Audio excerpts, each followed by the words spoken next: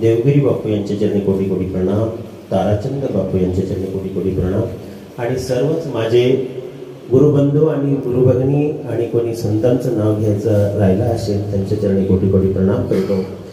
आणि आज मायबापू आपला आनंदाचा क्षण म्हणजे मनोहर बापूची इच्छा आज माझ्या मते पूर्ण झाली असं सांगू इच्छितो।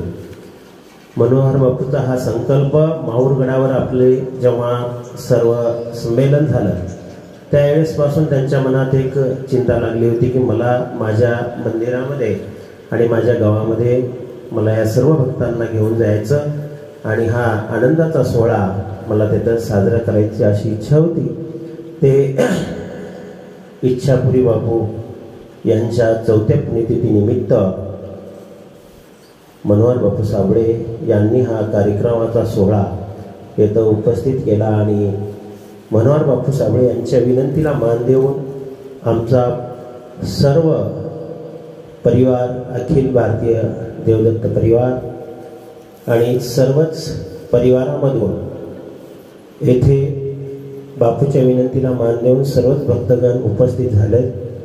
त्यांच्या चरणी कोटी कोटी प्रणाम करतो आणि मायबापू असंच आपल्या आनंद दत्तनामाचा पताका अखंड चालत राहावा, मालकाचं नामस्मरण घडत राहावं आणि जसं आज खलविदातलं म्हणायचं नव्हतं मी सांगू इच्छितो। आता पंढरपूरला वारी जात असते, 28 दिवसाचा प्रवास असतो आणि लाखो भक्त त्या कार्यक्रमामध्ये सामील होत असतात।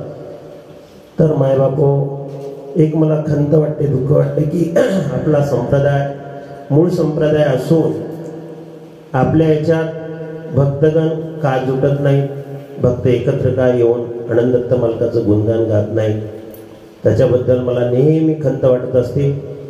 तरी मेणे मामांनी आमच्या त्या खंतेला मला जसं कळते तसं मला त्याचं दुःख वाटायचं।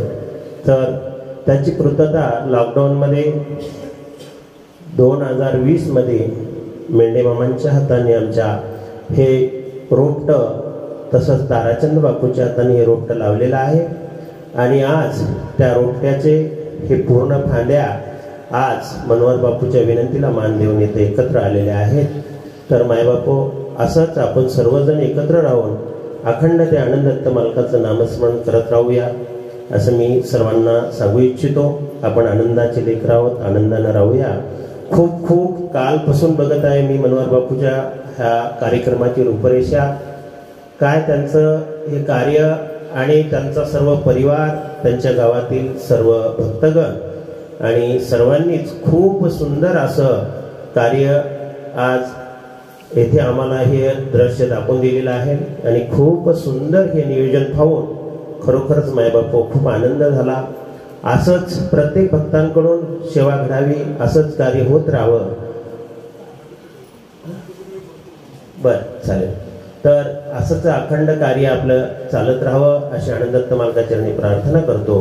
आणि मी सर्वच भक्तगण कालपासून बोलत आहेत, मी म्हणलं बाबा सर्वच बोलल्यानंतर त्याच्यात मंथन करून श्रवण करून ते अंतरी शब्द उतरले पाहिजे। मी बोलण्याचं काही एवढं महत्त्वाचं नव्हतं, पण गणेश बापूच्या विनंतीला मान देऊन 2 शब्द बोललो।